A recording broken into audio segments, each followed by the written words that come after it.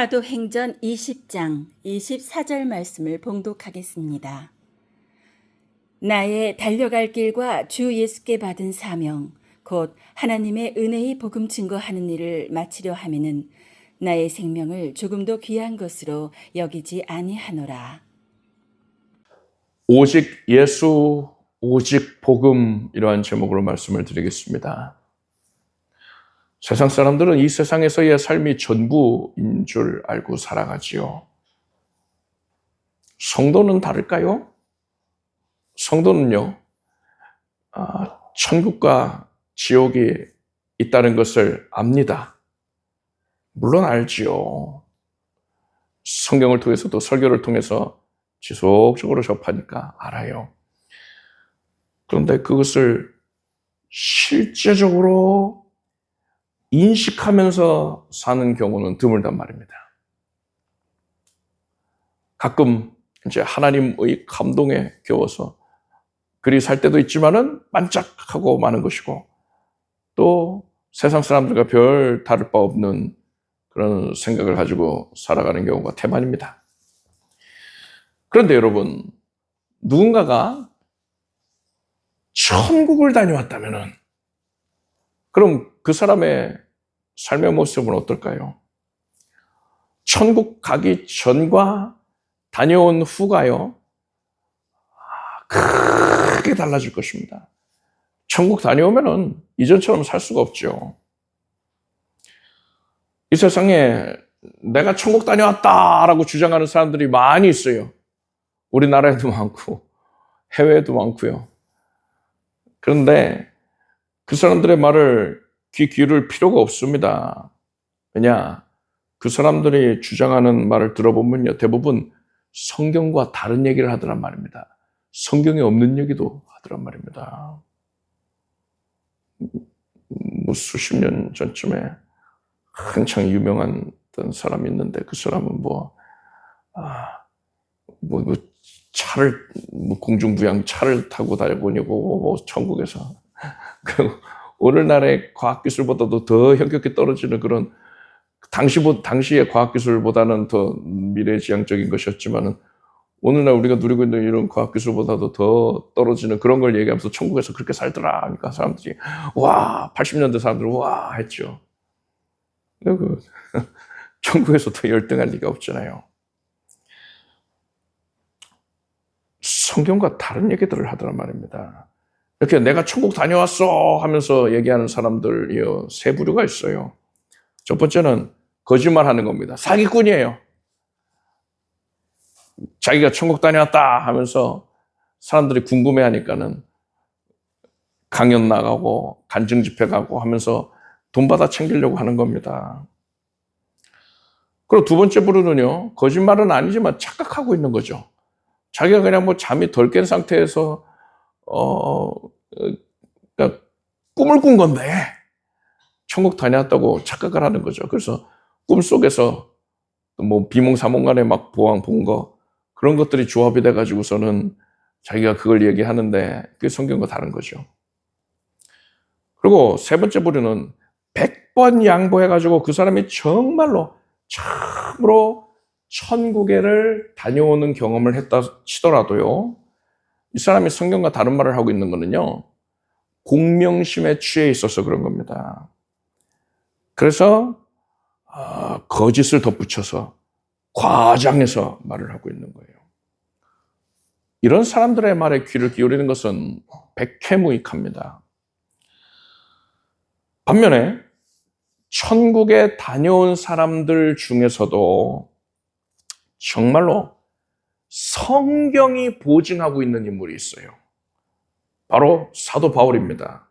바울은 고린도후서에서 무익하나마 내가 부득불 자랑하노니 주의 환상과 계시를 말하리라. 내가 그리스도 안에 있는 한 사람을 아노니 14년 전에 그가 셋째 하늘에 이끌려간 자라 했습니다. 14년 전에 천국 다녀온 사람 내가 알고 있어. 바울이 이렇게 말하거든요. 이것은 자기 자신의 경험을 애둘러서 다른 사람의 경험인 양 말하는 겁니다. 왜냐? 사람들이 자기 자신을 주목하지 못하게 하기 위함이에요. 역시 바울 사도님은 대단해, 신령해. 그러니까 천국도 다녀왔지 하고서는 바울을 주목하니까 바울의 메시지를 주목해야 할 것인데 복음을 주목해야 될 것인데 바울을 주목한단 말이에요. 그래서 그래야지 못하도록 내가 천국 다녀온 사람 알고 있어 라고 애둘러서 다른 사람 일이냐 얘기를 하는 거예요. 그런데 바울이 중요한 건 뭐냐, 자신이 천국에서 경험한 것을 이 땅의 언어, 사람의 언어로 표현하는 것은 불가능하다. 바울이 아주 이름난 학자였단 말입니다. 누구보다도 말을 잘했어요. 어휘력이 풍부합니다. 그런데 사람의 언어로 표현하는 것이 불가능하다. 그러니 내가 말하지 않겠다 했어요. 말을 하면 그게 이제 거짓이 돼버리니까. 사람의 말로는 표현할 수가 없는 겁니다. 천국의 그 영화로움과 또 그것에서 경험하는 일들은요. 제대로 표현할 수가 없는 거예요. 그래서 성경에 계시된 대로만 우리는 천국을 믿는 것이지 사람들이 내가 이런 경험했네 저런 경험했네 이것에 우리가 관심 가질 필요 없는 겁니다. 바울이 자기가 경험한 바를 말을 하는 게 불가능하다 해서 말하지 않았기 때문에 우리는 바울이 천국에서 무슨 경험했는지는 알지를 못해요. 그렇지만 우리는 바울이 천국에 다녀온 이후로 그가 어떤 삶을 살았는가에 대해서는 알고 있습니다. 생각해 보십시오. 개구리가 우물 안에서 살고 있었는데 그 개구리가 바깥 세상을 경험을 했어요.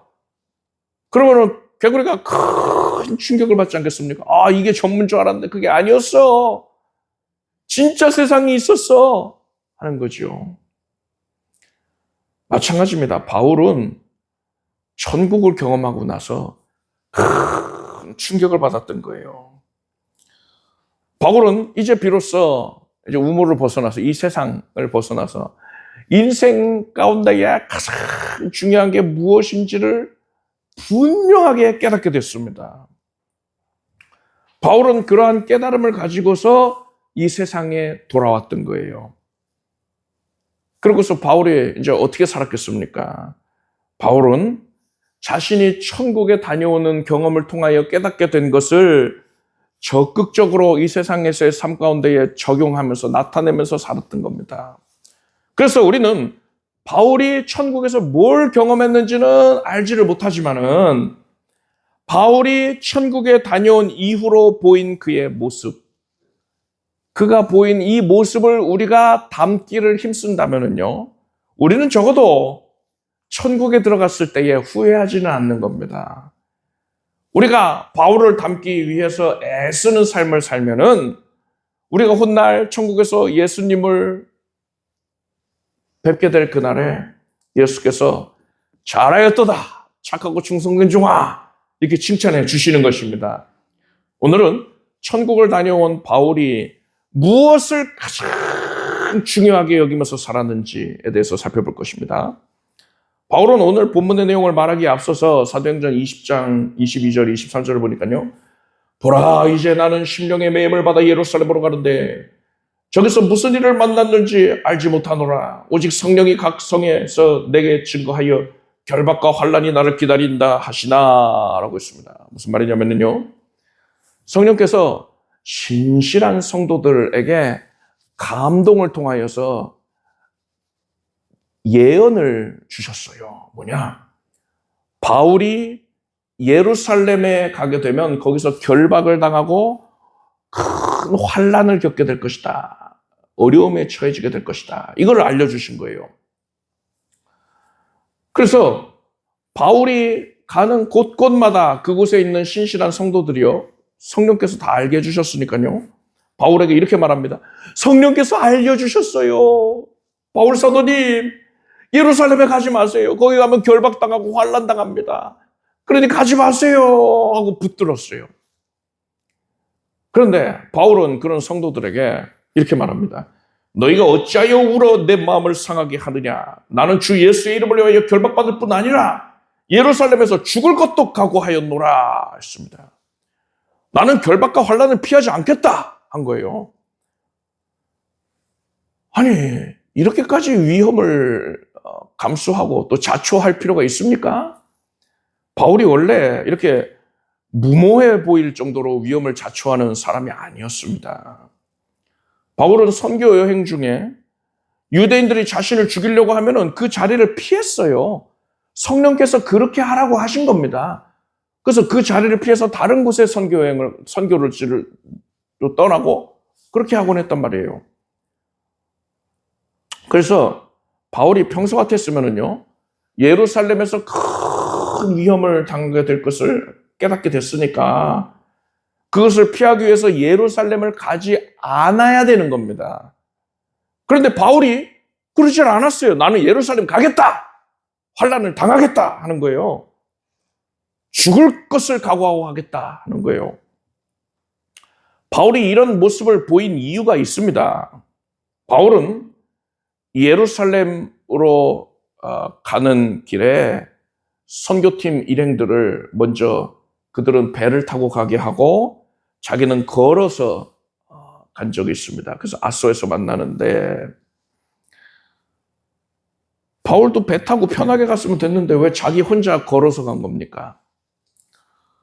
바울은요, 성령님의 뜻을 깨닫기를 원했습니다. 성령께서 바울에게 네가 예루살렘에 가면 큰 환난을 당한다 알려주신 거예요. 성도들에게도 알려주셨어요. 바울의 선교팀원들도 다 알고 있었어요. 그렇다면은 성령께서 무엇을 원하시는가? 이것을 바울이 성령님께 구한 거예요. 환난이 있다 하셨으니까 제가 거기 가지 않기를 원하십니까? 아니면 가기를 원하십니까? 그걸 여쭌 거예요. 그것을 위해서 걸어간 겁니다. 그렇게 걸어가면서 성령님과 단둘이 깊이 있는 교통을 하면서 성령의 뜻을 구했는데 성령께서는 환난이 기다리고 있는 예루살렘으로 가라 하신 거예요. 그래서 바울은 성령님의 뜻을 분명히 깨닫고서 다른 성도들에게 나는 죽음을 각오하고 예루살렘으로 가겠다 이렇게 말했던 것입니다. 예루살렘에 도착한 바울은 유대인들에게 큰 박해를 받고요. 고초를 당하고 로마 군병들에게 체포당했습니다. 그래서 바울은 총독에게 재판을 받게 되었습니다. 근데 바울에게는 죄가 없잖아요. 그래서 총독도 바울을 정죄할 수가 없었습니다. 그렇지만 총독이 바울은 죄가 없잖아 하고 풀어줘 버리면요, 유대인들이 폭동을 일으킬 테니까 총독은 그것이 두려워서 바울을 그저 붙잡아 둔 채로 시간을 보내고 있었습니다. 이렇게 시간을 계속 허비해서는 안 되겠다 바울이 생각했어요. 그래서 나는 로마 황제에게 재판을 받겠노라 선언을 합니다. 로마의 시민은 로마 황제에게 재판을 받을 권리가 있었습니다. 로마 시민이 총독에게 그것을 요청하면 총독은 반드시 그 요구를 들어주어야 할 의무가 있었어요. 그래서 로마 시민을 안전하게 로마 제국의 수도인 로마, 도시 로마로 데려다 주어야만 했단 말입니다. 바울은 로마 시민이었어요. 그래서 내가 로마 시민으로서 로마 황제에게 재판을 받겠어 했더니 총독이 이제 머리가 지끈거리는 거야. 아이고, 이거 어떡하나. 뭐 바울이 이러이러한 죄를 지어가지고서는 구금 중이었습니다. 재판 중이었습니다. 얘기를 해야 되는데 죄 지은 게 없잖아요. 그래서 오히려 혹을 더 붙이게 됐구나 하고서는 어쩔 수 없이 바울을 이제 군병들이 호위를 해가지고 로마로 이송을 하게 합니다. 당시에 바울을 죽이려고 하는 자들이 많았거든요. 그래서 바울이 배 타면은 자객으로 숨어 들어가지고 거기서 죽이려고 하곤 했단 말입니다. 그런 이유 때문에 아마도 바울이 로마에 못 갔던 것 같아요, 그동안. 근데 바울이 그렇게 군병들의 호위를 받으면서 로마로 안전하게 이송을 되었습니다. 그리고서 바울은 로마에서 이제 가택연금 상태에 있었어요. 바울을 고발한 유대인들이 그들도 배 타고서 이제 로마로 와서 황제 앞에서 함께 이제 고발하고 재판받고 하는 겁니다. 그런데 유대인들은 로마 황제 앞에 서기를 꺼려했습니다. 총독도 바울이 죄가 없다고 판단하고 있었는데 황제도 그렇게 판단할 가능성이 대단히 높지 않겠습니까? 근데 황제가 바울은 죄가 없는데도 이렇게 고초를 당했구나. 로마 시민을 이렇게 괴롭히다니 유대인들이 참 괘씸하다 하고 오히려 고발하는 유대인들에게 벌을 내릴 수도 있는 겁니다. 그래서 바울을 고발하던 유대인들이 결국엔 로마에 오질 않았어요. 그래서 바울이 2년 동안 유대인들이 도착하기를 기다리다가 재판이 개시가 되지도 않고 기다린 거죠. 가택연금 상태로 지낸 겁니다. 그러다가 2년이 차니까 무혐의로 풀려나게 됐습니다. 그런데 바울이 로마에서 2년 동안 보냈던 그 가택연금 상태로 있었던 그 시절에 바울은 얼마든지 다른 사람들을 집으로 초청을 해서 자유롭게 그 사람들을 만날 수가 있었습니다. 이것을 통해서 바울의 로마 선교가 이루어진 거예요. 오래전부터 바울은 로마로 갈 뜻을 가지고 있었습니다. 바울은 로마 교회의 성도들에게 이렇게 말했어요. 형제들아, 내가 여러 번 너희에게 가고자 한 것을 너희가 모르기를 원치 아니하노니 이는 너희 중에서도 다른 이방인 중에서와 같이 열매를 맺게 하려 함이로되 지금까지 길이 막혔도다 라고 했습니다. 바울이 왜 로마로 가고자 했던 것입니까? 당시에 대부분의 교회들은요, 바울과 같은 복음 사역자들이 교회를 설립을 했습니다. 그래서 성도들은 사역자에게 말씀으로 양육을 받았던 거예요. 그런데 로마 교회는 특이하게도 사역자가 없이 평신도들에 의하여서 세워진 교회였습니다. 그러다 보니까 로마 교회의 성도들은 말씀으로 양육받지를 못하였습니다. 진리에 대해서 깊이 있는 이해를 갖지를 못했어요. 그래서 이단들의 공격에 무방비 상태로 노출이 되어 있었단 말입니다. 바울은 이것을 안타깝게 여기고 로마를 방문하고자 하였던 겁니다. 제대로 진리를 깨닫게 해주기 위해서요. 그래서 바울이 가고자 하였으나 여의치가 않아요. 계속 번번이 길이 막혔다고 했습니다. 아마도 바울의 살해 음모라든가 그 외에도 길이 다양한 방법으로 막혔던 것으로 보여요. 그래서 바울이 자기가 몸이 못 가니까는요, 편지를 먼저 보냅니다. 로마 교회의 성도들에게 진리의 정수에 대해 설명하는 편지를 보내는데 이게 바로 로마서인 것입니다. 이렇듯 바울은 로마 선교를 간절하게 소원하고 있었음에도 불구하고 그 뜻을 이루지를 못하고 있었습니다. 그런데 바울이 예루살렘에서 유대인들에게 핍박받고 또 체포를 당함으로써 비로소 로마 선교가 이루어지게 된 거예요. 참으로 놀라운 하나님의 섭리인 것이죠. 그런데 성령께서 바울과 그리고 성도들에게 바울이 예루살렘에 가면은 환난당하고 체포당할 것이다 이렇게 계시해 주실 그 당시에는 바울을 포함해서 모든 성도들이 이 일이, 그러니까 예루살렘에서 환난당하는 일이 하나님께서 로마 선교를 이루기 위한 과정이다라는 사실을 알지를 못했습니다. 그래서 성도들은 바울을 만류했던 것이죠. 하나님께서는 바울이 예루살렘에서 환난을 당하게 될 것이니까 그를 위해서 기도해라. 잘 감당할 수 있도록 기도해라. 그거 알려주신 건데 성도들은 바울이 환난 당하니까 가지 마세요. 뜯어 말렸던 거예요. 바울은 자신을 만류하는 성도들에게 오늘 본문 말씀을 하는 겁니다. 나의 달려갈 길과 주 예수께 받은 사명 곧 하나님의 은혜의 복음 증거하는 일을 마치려 하면은 나의 생명을 조금 더 귀한 것으로 여기지 않냐노라 했어요. 참으로 멋진 고백이죠. 바울은 천국을 다녀온 자란 말입니다. 그래서 바울은 우물 안에 있지 않았어요. 이 세상에서의 삶 그것 자체에만 연연해 있는 것이 아니었습니다. 바울은 인생을 초월해 있었습니다. 사람에게 있어서 가장 중요한 게 무엇인지를 알고 있었어요. 천국을 진짜로 다녀왔기 때문에. 사람은 이 땅에서 무엇을 위해서 살아야 하는가? 그것에 대해서 이 세상 누구보다도 정확한 지식을 가지고 있었습니다.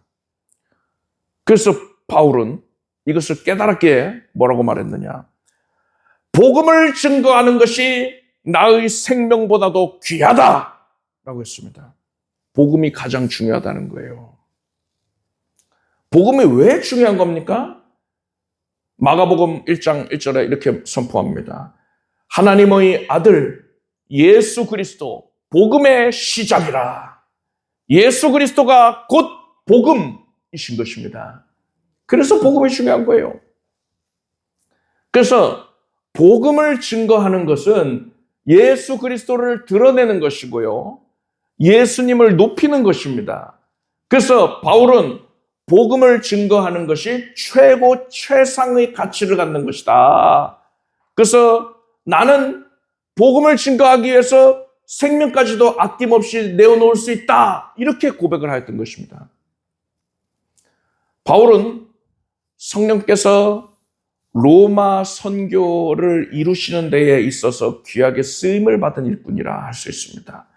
그런데 만약에 바울이 당면한 환난과 핍박을 두려워해서 낙담했다면요, 하나님의 일에 쓰임받을 수 있었겠습니까? 그러지 못했겠지요.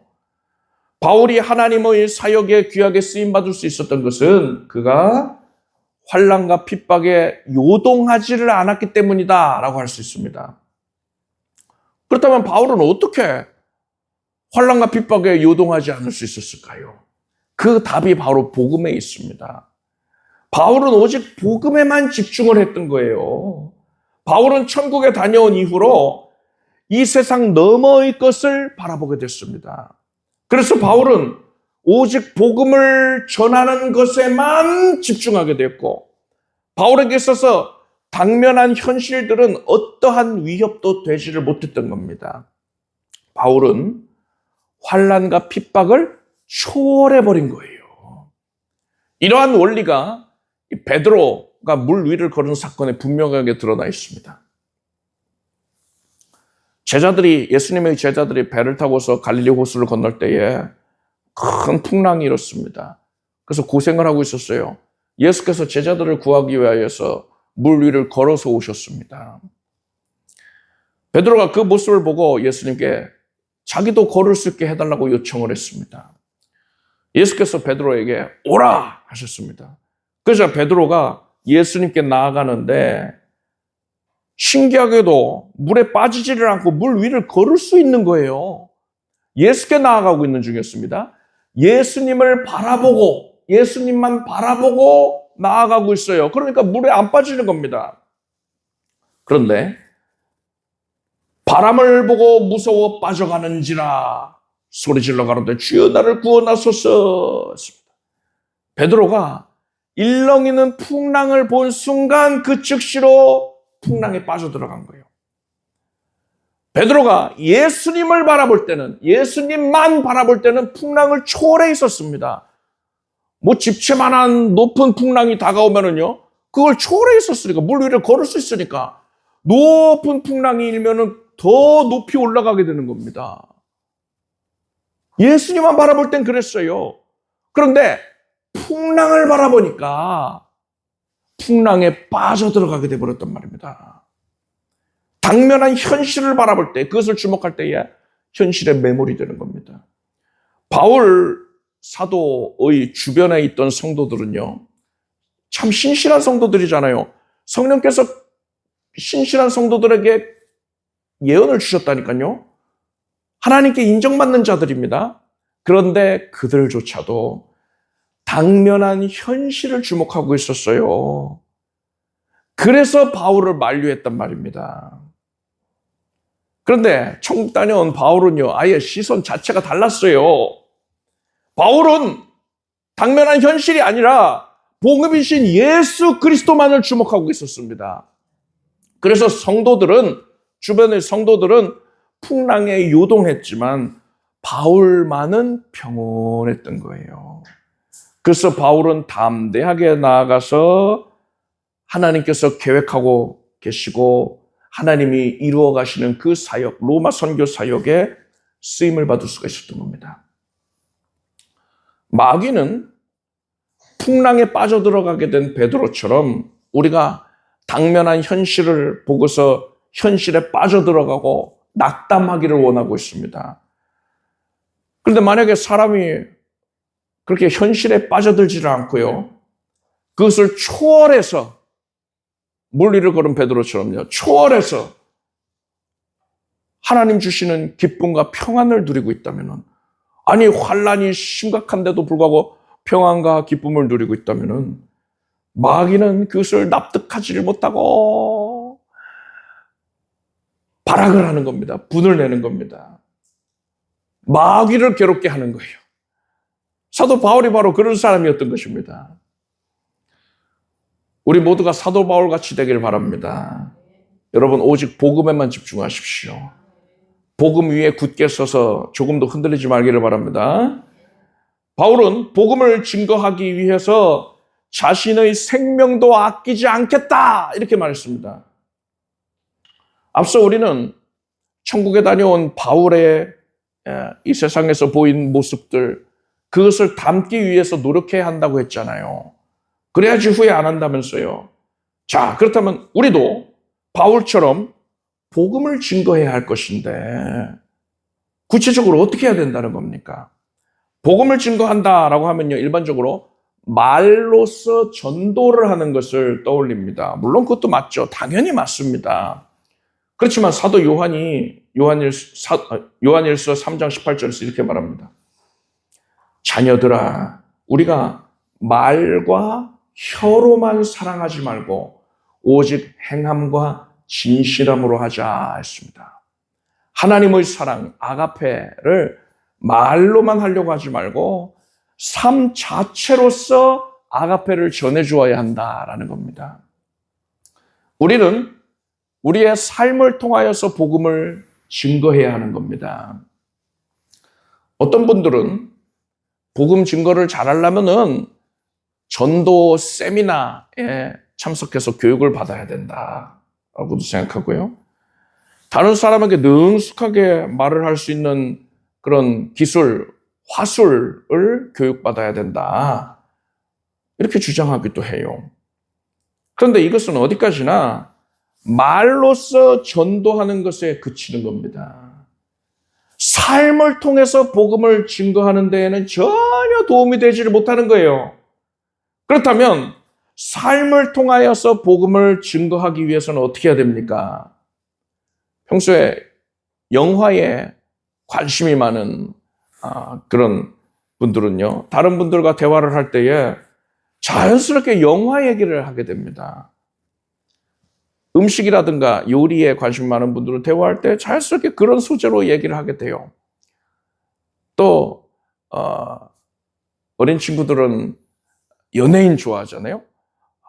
누구 가수 또 누구 배우 좋아하면은요, 얘기할 때 자연스럽게 그런 얘기가 나와요. 누구 멋있지 않아? 누구 뭐 잘생겼지? 노래도 잘하지 않아? 그래서 이런 얘기 그냥 술술술술술 나와요. 왜냐? 거기에 집중되어 있거든요, 마음이. 이렇게 우리가 평소에 무언가에 깊은 관심을 가지고 있고 그것에 몰두를 하고 있으면요, 우리의 삶 가운데 그것이 자연스럽게 드러날 수밖에 없어요. 막을 수가 없어요. 드러납니다. 자, 이것을 통해서 우리가 뭘 할 수 있습니까? 우리가 삶을 통해서 복음을 드러내고 복음을 증거하고자 한다면 어떻게 해야 됩니까? 오직 복음에만 집중해야 되는 거예요. 오직 복음에 몰두해야 되는 겁니다. 그렇다면 복음에 집중한다는 게 도대체 구체적으로 뭘 뜻하는 겁니까? 복음의 핵심은 예수 그리스도께서 나의 죄를 사하여 주신 은혜예요. 죄를 씻어주신 그 은혜입니다. 대속의 은혜예요. 여러분이 그동안 우리 교회에서 말씀을 충실하게 들었다면요, 대속의 은혜가 가장 중요하다는 걸 분명히 알고 계실 것입니다. 대속의 은혜가 여러분의 영혼에 깊이 새겨져 있을 거예요. 여러분은 복음 증거를 하기 위하여서 전도하는 어떤 스킬, 기술을 연마하려고 한다든가 무슨 세미나에 참석해가지고 교육받아야 된다 뭐 이런 거에 관심 갖지 마십시오. 여러분은 그저 대속의 은혜에만 집중하면 되는 거예요. 나의 내면을 오직 그리스도의 보혈로 가득가득 채워놓으면 되는 겁니다. 그래야 할 때에 우리가 다른 어떤 애를 쓰지 않아도요, 성령께서 우리의 삶 가운데에 자연스럽게 복음이 드러나게 해주시는 거예요. 숨 쉴 때마다 복음이 흘러나와요. 우리의 삶을 통해서 복음이 증거되게 해주시는 것입니다. 자, 이렇듯 복음을 강조하고 대속에 집중하십시오 외치는 이유가 있어요. 대속에 집중하는 건 너무나 당연하잖아요. 그런데 오늘날 마지막 때에 수많은 교회들과 성도들이 대속을 중요하지 않게 여기게 될 것입니다. 예수께서 인자가 올 때에 믿음을 보겠느냐 하셨고요. 많은 사람의 사랑이 식어지리라 하셨어요. 이 사랑은 아가페거든요. 하나님을 향한 사랑입니다. 믿음이 사라지고 하나님을 향한 사랑이 식어져 버리는 근본적인 이유가 뭡니까? 성도들의 신앙에서 불길이 꺼져 버리기 때문에 그런 거예요. 신앙의 원동력인 대속의 은혜에 대한 믿음과 감사, 감격이 사라져 버리는 거예요. 성경은 하나님의 구속사에 대해서 말씀하고 있습니다. 그런데 구속사의 핵심은 대속이에요. 따라서 성경의 모든 말씀은요, 대속을 중심으로 해석을 해야 되는 겁니다. 그래야지 성경적인 해석인 것이고요. 그래야지 복음이에요. 그런데 여러분, 오늘날 우리가 설교의 홍수 시대를 살아가고 있지 않습니까? 그렇게 접할 수 있는 수많은 설교들 가운데에 대속 없는 것들이 많아요. 알맹이가 빠져 있는 겁니다. 그런데 어디까지나 성경을 가지고 얘기를 하거든요. 성경 이 구절 말씀하고 저 구절 말씀하고 아주 현란하게 어디 몇 장 몇 절에 이렇게 하지 않았습니까? 몇 장 몇 절에 이렇게 하지 않았습니까? 계속 성경을 제시를 하니까 참 성경적이다. 복음적이다. 이렇게 생각을 하죠. 그럴듯하게 포장이 되어 있는 겁니다. 성도가 이런 내용들만 접하게 되면은요, 균형 잡힌 식단으로 식사를 하는 게 아니고, 영혼의 식사를 하는 게 아니고, 불량식품을 섭취하는 겁니다. 불량식품만 섭취를 하는 거예요. 그래서 결국에 영혼의 건강을 상실해버리게 됩니다. 그렇게 되면은, 이 성도는 하나님에 대한 믿음이 사라지게 되는 것이고, 하나님을 향한 사랑이 싸늘하게 식어져 버리게 되는 것입니다. 예수께서 그것을 예언하신 거예요. 말세에 성도들의 믿음과 사랑이 식어지는 근원적인 이유가 여기 있는 것입니다. 이게 일반적인 모습이 될 거라니까요. 이렇게 신앙의 불길이 꺼져버린 사람, 이 사람은 절대로 자신의 삶을 통하여서 복음을 증거할 수가 없습니다. 사실 이런 사람은요, 복음을 증거하고 안 하고의 문제가 아니고요, 더 큰 문제가 있죠. 구원받았는지, 정령 대속의 은혜로 구원을 받은 게 맞나, 이것을 고민해 봐야 되는 상태에 놓여 있다고 할 수 있어요. 이런 사람은 열처녀 비유에서 등은 가지고 있죠. 신앙의 껍데기, 형식은 가지고 있죠. 그런데 그 안에 불이 없는 사람과 같습니다. 예수님이 재림하실 때에 절대로 휴거되지 못해요. 버려둠을 당합니다. 그리고 이 사람이 이 상태로 만약에 세상을 떠나게 되면은요, 천국에 들어갈 수가 없는 겁니다. 이것이 마지막 때에 성도가 보이는, 수많은 교회들이 보이는 가장 일반적인 모습이 될 것입니다. 따라서 여러분은 반드시 대속의 은혜에만 집중하길 바랍니다. 그것이 복음에 집중하는 것이고요, 예수 그리스도께 집중하는 것입니다. 결론을 말씀드리겠습니다. 사도 바울은 자신이 예루살렘에 가려고 하는 것을 만류하고 있는 성도들에게, 거기 환난과 핍박이 기다리고 있어요, 가지 마세요, 만류하는 성도들에게 오늘 본문 말씀을 했지요. 나의 달려갈 길과 주 예수께 받은 사명, 곧 하나님의 은혜의 복음 증거하는 일을 마치려 하면은 나의 생명을 조금도 귀한 것으로 여기지 아니하노라. 여러분, 오직 복음에만 집중하길 바랍니다. 천국 다녀온 바울이 보인 이 모습 그대로 우리가 흉내내면 돼요. 복음에만 집중하면은요, 이 세상에서 무슨 일을 당한다 하더라도요, 하나님이 주시는 평안과 기쁨을 누릴 수가 있습니다. 그래서 성령님과 동행하면서 담대하게 전진할 수 있는 것이고 하나님께서 계획해 놓으신 거룩한 사역에 쓰임을 받게 되는 거예요. 바울이 로마 사역에 쓰임 받은 것처럼요. 복음에 집중한다. 이게 뭡니까? 구체적으로는 대속의 은혜에 집중하는 겁니다. 마지막 때에 마귀가 성도들로 하여금 대속 이후의 다른 것들에 관심 갖게 할 거예요. 특히나 마지막 때에 있을 사건이다 하면서 계시록에 나오는 그런 사건들 사람들이 많은 관심을 갖고 또 현혹이 될 것인데 또 치유 사역한다, 예언 사역한다, 통역 사역한다 하면서 그런 것들에 관심 갖게 할 것인데 또 성공하려면 이렇게 해야 된다. 마음이 치유받으려면 이렇게 해야 된다. 그런 것들에 관심 갖게 한단 말이에요. 그래서 성도들의 신앙에서 대속이 밀려나게 하는 겁니다. 결국 하나님을 향한 믿음이 사라지고 사랑이 식어지게 되는 거예요. 이게 마지막 때의 일반적인 모습이라는 겁니다. 우리가 이렇듯 악한 시대를 살고 있어요. 따라서 여러분은 정신을 차리고 근신해서 오직 대속의 은혜에만 집중하길 바랍니다. 여러분의 가지고 있는 등에 등불을 밝히십시오. 대속의 은혜에 대한 감사의 등불을 밝히길 바랍니다. 그래서 사도 바울이 그랬듯이 여러분의 삶을 통하여서 복음을 증거하게 되기를 바랍니다. 기도하겠습니다. 하나님 감사합니다. 진리를 알게 하시니 감사합니다. 바울이 이 세상의 것에만 시선이 제약된 것이 아니라 천국에 다녀오고 나서 이 세상이 전부가 아니요 전혀 복음에만 전념하며 복음을 증거하는 것을 위해 살아야 함을 깨닫고 그리 살았는데 우리가 그 모습 그대로 본받게 하여 주시옵소서.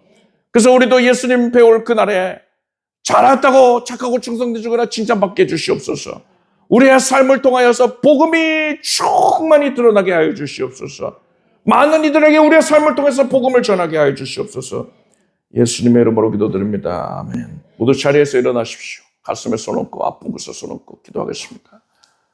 하나님께서 우리에게 예수 그리스도의 대속의 은혜를 베푸시고 모든 죄와 저주와 사망의 형벌을 사하신 것을 감사드립니다. 이로써 주의 백성들이 영혼을 고침받았고 영혼이 잘된 같이 범사가 잘되고 강건함을 누리게 됩니다. 예수의 피 공로로 말미암아서 주의 자녀들의 어그러진 심령이 지금 고침을 받을지어다. 우리의 내면이 너무도 연약합니다. 하나님 저주와 사망의 흉터가 있으니 성령께서 만지시고 우리 내면의 잠재의식 깊은 곳에까지 자리 잡고 있었던 모든 어둠에 속한 것들, 흉악한 것들 다 깨끗이 제거해 주시옵소서. 깨끗이 청소해 주시옵소서. 오직 평안과 기쁨이 가득할지어다. 하나님께서 우리 내면을 크게 수술해 주시어서 온전해지겠습니다. 대속의 은혜에 대한 기쁨과 감격으로만 채우겠습니다. 연약한 육신을 하나님께서 고쳐주십니다. 은혜의 손길로 우리 각자를 안수해 주셔서 지금 손을 얹은 그 부위에 성령께서 안수해 주셔서 우리 연약함을 다 하시고 거두시고 우리 기도를 거두시고 이제 응답을 주시나이다. 내가 하나님의 그 거룩하신 임재로 말미암아 예수 이름으로 말미암아서 나음을 받습니다. 깨끗해질지어다. 머리끝에서 발끝까지 정결하여지고 생명 충만하여져라.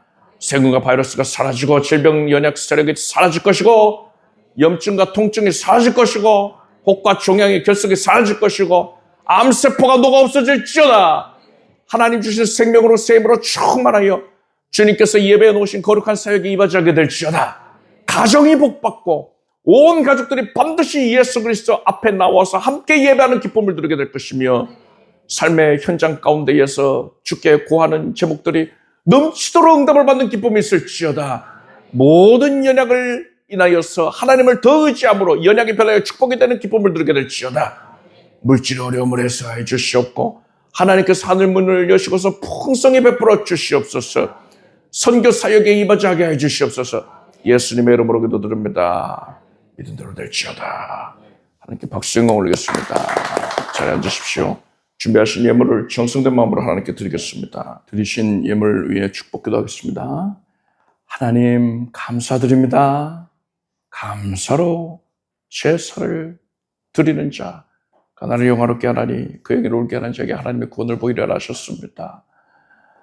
감사함으로 하나님 앞에 나와 기쁨으로 정성됨으로 예물을 올리오니 거두어 주시옵소서. 올 한 해를 마무리하면서 하나님께서 이루신 것들에 대한 감사가 넘치게 하시고 이후로 함께 하실 것들, 이루실 것들을 기대하오며 먼저 감사가 있게 하여 주시옵소서. 믿음의 발걸음을 하나님께서 복주시고 응답을 넘치게 채워주시옵소서. 예수님의 이름으로 기도드립니다. 교회 소식을 말씀드리겠습니다. 송구영신 예배 다가오는 수요일 오후 8시에 있습니다.